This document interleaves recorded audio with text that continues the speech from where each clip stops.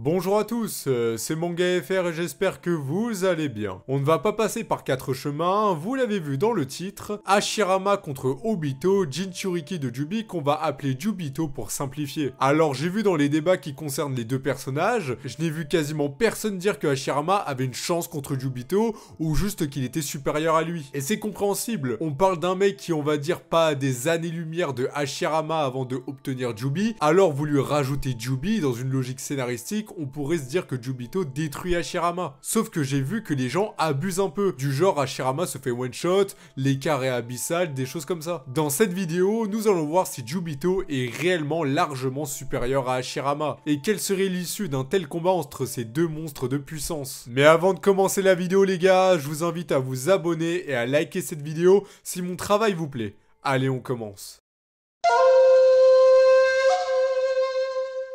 Tout d'abord, avant d'imaginer une réelle confrontation entre nos deux combattants, il est important de voir qui est placé au-dessus de l'autre sur le plan scénaristique. Parce que honnêtement, dans les débats opposant Jubito à Hashirama, je n'ai jamais vu d'argument concret de quelle manière Jubito va s'y prendre pour vaincre Hashirama. Non, souvent les arguments c'est Jubito via plusieurs déclarations est montré supérieur à Hashirama, donc il le déboîte et c'est le Jinchuriki Jubi, point final. Je pense que la déclaration la plus connue, et ça sera notre postulat de départ, Hashirama Edo Tensei qui avoue être moins fort que Jubito instable. Là, les pros Jubito vont nous dire que comme Edo Hashirama est moins fort que Jubito instable, alors Hashirama à son prime est beaucoup moins fort que Jubito à sa pleine puissance. Déjà qu'il s'agit d'un raccourci digne d'un circuit de Mario Kart, les gens ne regardent pas le contexte et ne se rendent pas compte de l'immense écart de niveau qu'il y a entre Hashirama Edo Tensei et Hashirama de son vivant. Et on va commencer par ça. Certains ne se rendent pas compte, mais Hashirama de son vivant est tellement à des années-lumière de sa forme Edo Tensei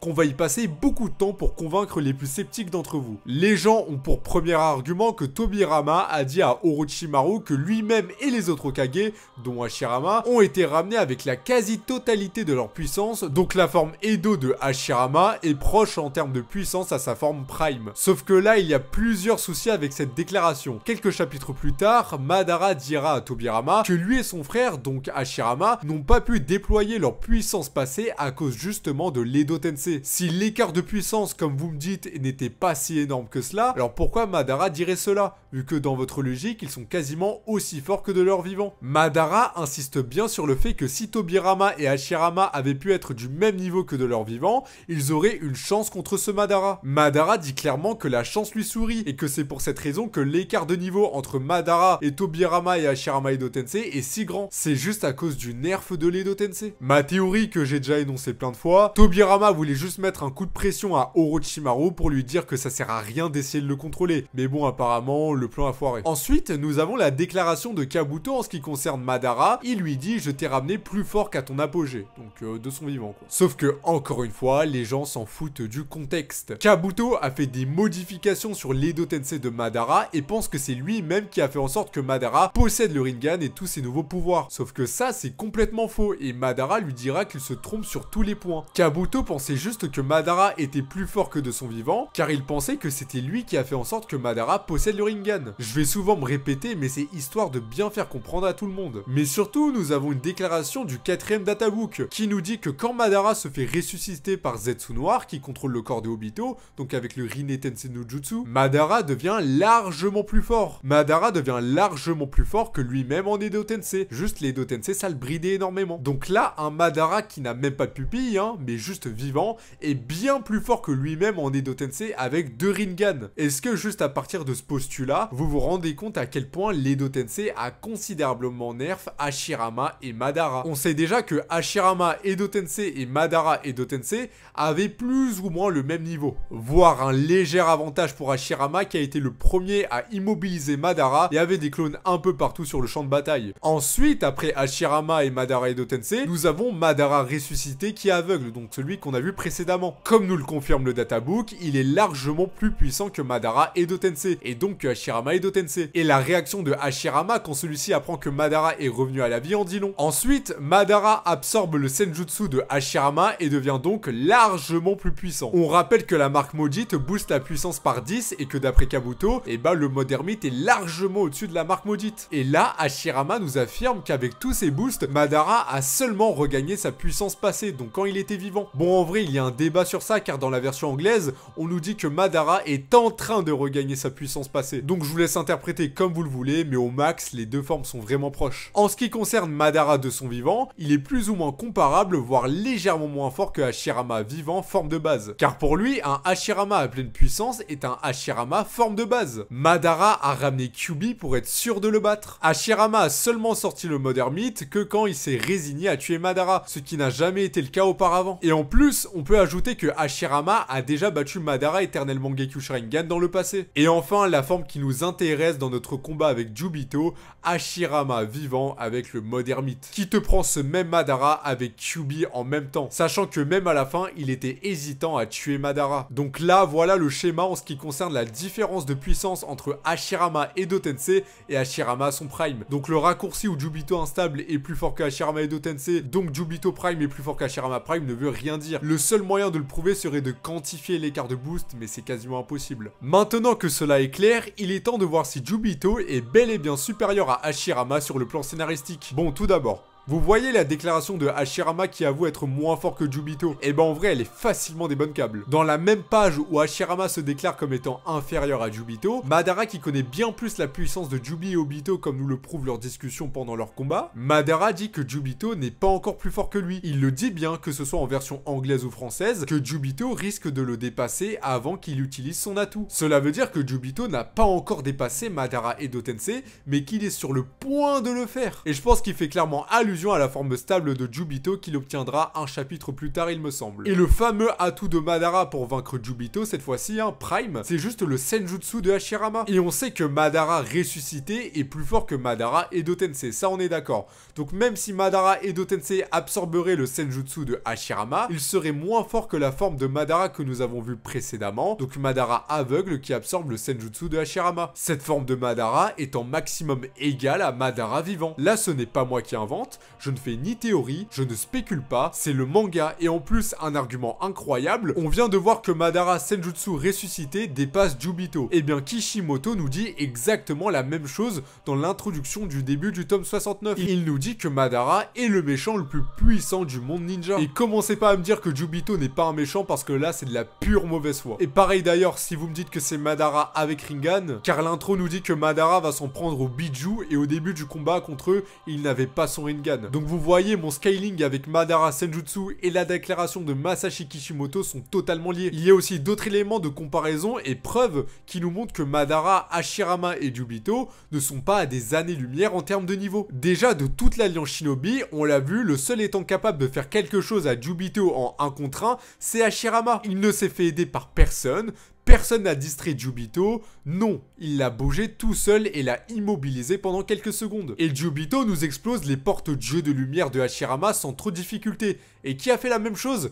Exactement Madara quand celui-ci ressuscite, donc même sans le Senjutsu. À l'instant où il ressuscite, il explose les porte-dieux de lumière de Hashirama. Alors je sais qu'elles sont beaucoup moins grosses, mais Madara lui l'a fait à la seconde où il ressuscite, contrairement à Jubito qui a mis un peu plus de temps. On a aussi le fait que quand Hashirama veut s'en prendre à Jubito, Madara le stoppe immédiatement. Alors ok, Madara voulait stop avec Hashirama, mais qu'il stoppe particulièrement Hashirama quand celui-ci a une stratégie pour vaincre Jubito, ça me paraît suspect. Et d'ailleurs, regardons la différence de réaction de Hashirama face à Jubito et quand Madara retrouve le niveau de son vivant. Contre Jubito, Hashirama se sent moins fort mais nous fait sous-entendre qu'il a une stratégie et qu'ils peuvent gagner face à lui. Quand Hashirama apprend que Madara va ressusciter, il nous dit que c'est un désastre et que l'Alliance Shinobi ne peut rien faire. Il nous dit qu'il faut absolument que Madara ne ressuscite pas, sinon ils ne peuvent rien faire. Le seul plan de Hashirama était donner une leçon à Sasuke, mais bon, il s'est fait bolos. Comme nous le montre le manga, Jubito et Madara aveugles avec Senjutsu sont en mesure de prendre l'Alliance Shinobi. Car oui, je sais très bien que Jubito aurait pu gagner face à l'Alliance Shinobi et qu'il n'a pas vraiment perdu car il était moins fort, mais juste que Naruto l'a battu par les sentiments. Et enfin, dernière chose, si on écoute les pros de Jubito et que effectivement Madara dépasse Jubito seulement quand il obtient son Rinnegan, et bah vous vous rappelez au début de la vidéo, Madara qui nous dit que que si Hashirama et Tobirama avaient eu leur puissance passée, ils avaient une chance de battre Madara Rinnegan. Toutes les comparaisons que je viens de faire, ça parle souvent de Madara avec Senjutsu, qui est beaucoup moins fort que Hashirama Prime. Alors bien évidemment, je sais que pour certains, cela n'a aucun sens que Jubito soit moins fort ou au moins ne met pas une tempête à Hashirama. Et je vous avoue que moi aussi j'ai un peu de mal. Mais si Jubito était si loin de Hashirama, pourquoi l'auteur se casserait le paf à nous faire toutes les comparaisons que je vous ai dit précédemment? Il y a forcément un lien. Pourquoi l'auteur forcerait à faire 1000 comparaisons entre Jubito, Madara et Hashirama pour qu'au final des gens viennent nous dire que Jubito le one shot? Bah non, sur le plan scénaristique, à la limite, je peux entendre que Jubito est supérieur à Hashirama, mais de là à me dire qu'il lui met une vitesse malgré toutes les comparaisons qu'il y a eu, mais je trouve que c'est de la mauvaise foi absolue.